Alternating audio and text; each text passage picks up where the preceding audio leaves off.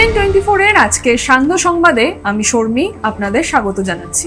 চলুন দেখে নেওয়া যাক আজকের কিছু গুরুত্বপূর্ণ সংবাদ। প্রতি বছরের ন্যায় এবছরও শিলচর শহরের নিকটবর্তী মেহেরপুর রোডে শিবালিক পার্ক রোড স্থিত শিবালিক পার্ক শ্রী দুর্গা মণ্ডপ পূজা কমিটির ব্যবস্থাপনায় বুধবার সকাল 6:30 একটি ট্যাবলো গাড়িতে ছোট ছেলে ও মেয়েদের শিব, দুর্গা, কার্তিক, গণেশ, সরস্বতী, মহিষাসুর সাজিয়ে উক্ত মণ্ডপ থেকে শুরু করে মেহেরপুর বিভিন্ন পথ শঙ্খধ্বনি সহ ঢাকবাদ্য, গান ও কথা নিয়ে প্রভাত ফেরি করা হয়। এরপর শিবালিক পার্ক শ্রী দুর্গা পূজা কমিটির প্রাঙ্গণে বসে দুর্গাপূজার আহ্বায়ক অঞ্জন স্বামী জানান, এক পা দুপা করে শিবালিক পার্কের দুর্গাপূজা 36 বছরে পা দিল। সবাইকে অগ্রিম শারদীয় শুভেচ্ছা।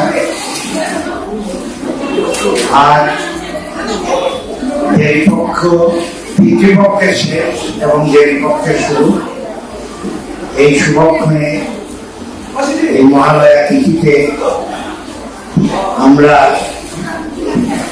শুভ সূচনা করলাম।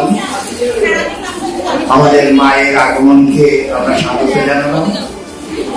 ষষ্ঠী তিথিতে মাকে আমরা বরণ করে নিব। সপ্তমী, অষ্টমী, নবমী তিথিতে শাস্ত্রীয় বিধান মতে পূজা অর্চনা হবে। আমরা মায়ের চরণে পুষ্পাঞ্জলি দেব। আমাদের এই শিবালিক পার্কের পূজাটা সার্বজনীন এবং পারিবারিক পূজা। আমরা মায়ের কাছে প্রার্থনা জানাবো, মা গো, তুমি আমাদের অশুভ মনকে ধ্বংস করে আমাদের শুভকে মনের মধ্যে জাগ্রত করো। আমাদের মধ্যে ভেদাভেদ ভুলে নিজেদের মধ্যে রক্ত, শান্তি এবং সম্প্রীতি মনোভাব যাতে গড়ে ওঠে, সেই শক্তি আমাদেরকে দাও, সেই শুভ বুদ্ধি আমাদেরকে দাও। স্বচ্ছতা হি সেবা 2024 থিমযুক্ত স্বভাব স্বচ্ছতা, সংস্কার স্বচ্ছতা এই প্রচারাভিযানটি পালন করার জন্য আমরা রোটারি ক্লাব গ্রেটার শিলচরের সদস্যরা ডিএনএনকে গার্লস এইচএস স্কুলের ছাত্রীদের দ্বারা তৈরি হস্তনির্মিত কারুশিল্পের একটি প্রদর্শনী কাম প্রতিযোগিতার আয়োজন করেছি। ইভেন্টে বর্জ্য পদার্থ থেকে সৃষ্ট উদ্ভাবনী হস্তনির্মিত কারুশিল্প প্রদর্শন করা হয়। ইভেন্টের উদ্বোধন করেন সভাপতি এসএমবিসি ডক্টর ইন্দ্রাণী ভট্টাচার্য। স্কুল অধ্যক্ষ এবং আমাদের ক্লাব সদস্যদের উপস্থিতিতে পুরস্কার প্রাপ্তদের তাদের ভবিষ্যৎ প্রচেষ্টার জন্য অনুপ্রাণিত করার জন্য স্মারক দ্বারা সংবর্ধিত করা হয়। বিএসএফ ও করিমগঞ্জ সদর থানার পুলিশের যৌথ অভিযানে মোবারকপুর এলাকা থেকে 1 কোটি টাকার ইয়াবা ট্যাবলেট সহ আটক করল এক পাচারকারীকে। জানা গেছে, মঙ্গলবার সন্ধ্যায় করিমগঞ্জ পুলিশ কোটি টাকা ইয়াবা ট্যাবলেট বাজেয়াপ্ত করে করিমগঞ্জ শহরের উপকণ্ঠ মোবারকপুর এলাকা থেকে।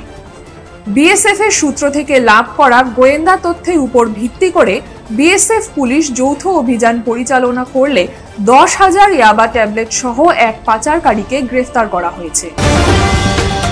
মহাত্মা গান্ধীর 155তম জন্মজয়ন্তী উপলক্ষে রাজ্য জুড়ে অসম প্রদেশ কংগ্রেস কমিটির উদ্যোগে গান্ধী জয়ন্তী সর্বধর্ম সভার আয়োজন করা হয়েছে।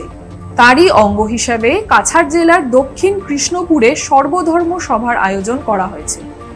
মূল উদ্যোক্তা ছিলেন আমিনুল হক লস্কর, আসাম প্রদেশ কংগ্রেসের কার্যকারী সদস্য।